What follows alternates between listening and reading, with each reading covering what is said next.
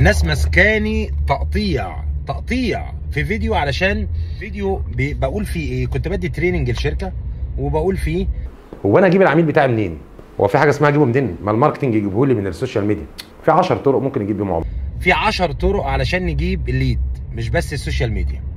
وفهمت الناس يعني ايه بروسبكتنج، وده جزء اساسي من شغل المندوب، ان يبحث دايما عن ليدز جداد وكده. وبعدين الفيديو اتقص قبل ما اذكر الايه ال10 طرق. فتقطيع في الكومنتس بقى بتاع نوعيه ايه، نوعيه فين هم ال10، قول يا عم ال10 نجيبهم منين، وانت بتتنطط وانت بتقول. يا جماعه والله العظيم ما مقصود الكلام ده. خلاص الفيديو اتقص عند النقطه دي. يا عم هعمل لك اولا في فيديوهات كتير ليه بتكلم عن المواضيع دي، ده رقم واحد. يعني لو تعبت نفسك بدل الكومنت ودخلت دورت هتلاقي طرق كتير جدا.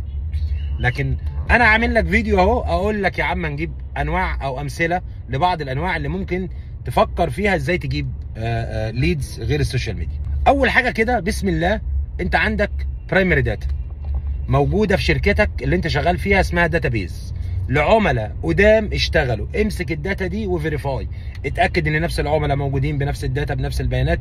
ناس فشلت ان احنا نبيع لها قبل كده موجود عندهم الداتا، ادي نوع من الداتا موجود عندك. بلاش حضرتك عايز تشتغل مع فنادق، تبيع منتج لفنادق، ممكن تدور على منافس غير مباشر ليك اندايركت كومبيتيتور يكون بيورد للفنادق دي حاجه ثانيه، وبالتالي تتعامل معاه انك تاخد منه ليست من الناس دي. يعني لو عندك مندوب صاحب مندوب تاني بيورد للفنادق دي وليكن مناديل، وانت عايز تورد للفنادق دي اكل، فانت يا باشا دورت في المنطقه بتاعتك دي على مندوب من اللي بيورد للفنادق دي حاجات، وقعدت معاه وقلت له انت عندك لستة مين هنا في البلاد دي، طب مين ينفع، طب مين البرشيزر، طب بيعمل ايه، طب بيحبوا ايه، طب بيقراوا ايه. طلعت بداتا كتيره جدا اسمها داتا الفنادق. بلاش عندك كل مجال في انفلونس اريا، في مناطق تاثير في المجال ده. انت عايز ليدز، فكرت مره تنزل نقابات؟ يعني انت عايز تبيع مثلا عقارات، هل فكرت تنزل نقابه زي نقابه الاطباء تعمل لهم اوفر، نقابه الصيادله، نقابه المهندسين؟